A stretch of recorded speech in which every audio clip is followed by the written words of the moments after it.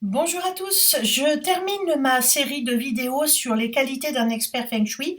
Je vous avais parlé dans la première vidéo des qualités telles que la bienveillance, l'écoute, le non-jugement et l'empathie. Donc je vous avais dit que en fait vous allez accompagner des gens qui ont besoin d'aide et d'être accompagnés, qui ont besoin de trouver des solutions à leur blocage et donc ils sont dans une certaine vulnérabilité. Donc c'est important d'accueillir cette demande avec délicatesse. La deuxième partie, c'est la deuxième série de qualités, c'était créativité, inventivité et imagination. Parce que vous allez devoir inventer des solutions, trouver des solutions là où c'est pas forcément évident parce que la configuration des lieux ne le permet pas et puis parce que vous allez devoir trouver des blocages à différents endroits de l'habitat. Et la troisième grande qualité qu'un expert doit avoir, c'est la rigueur et la discipline, mais la rigueur surtout.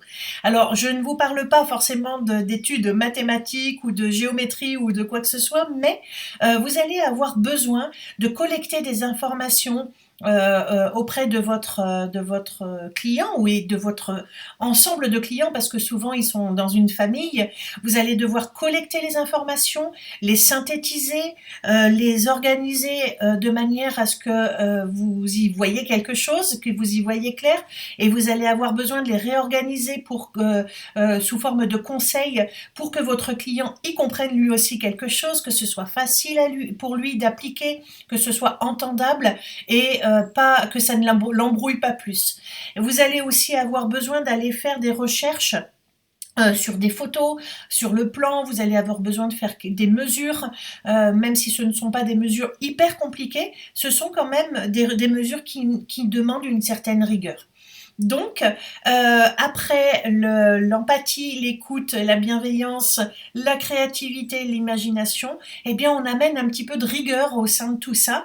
On a besoin, vous allez en avoir aussi besoin pour rédiger des rapports d'études, pour que ce soit clair et efficace. Bien que moi j'ai des outils en fait pour aider à clarifier une synthèse, mais quand même c'est important d'avoir cette qualité-là. Alors si ça vous intéresse de savoir à quoi s'attendre quand on fait quel est le métier, qu'est-ce que c'est le métier d'expert Feng Shui? Est-ce que c'est un métier qui pourrait vous convenir, vous plaire, vous intéresser?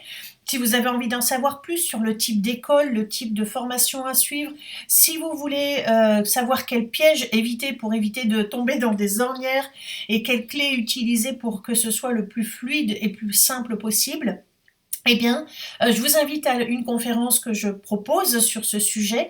Je vous invite à vous inscrire pour en savoir plus, pour venir en parler avec moi, poser des questions.